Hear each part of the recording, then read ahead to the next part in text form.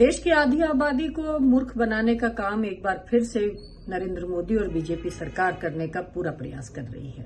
नारी वंदन अधिनियम के लिए स्पेशल सेशन बुला करके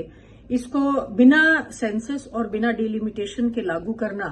ये एक तरीके का बहुत बड़ा जुमला है। क्योंकि जिस तरीके से ये इसको लागू करवाने की कोशिश कर रहे हैं, उससे इस देश की महिलाओं के साथ में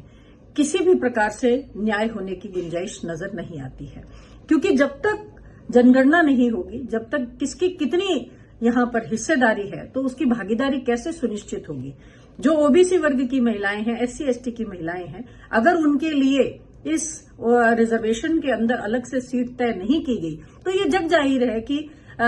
उनको मौका जैसे सदियों पहले नहीं मिलता था, वैसे अभी उनको मौका मिलने की कोई गुंजाइश नहीं है। एक्चुअल में जो बीजेपी और मोदी की, अमित शाह की जो स्ट्रेटेजी है, वो सिर्फ और सिर्फ नारी वंदन के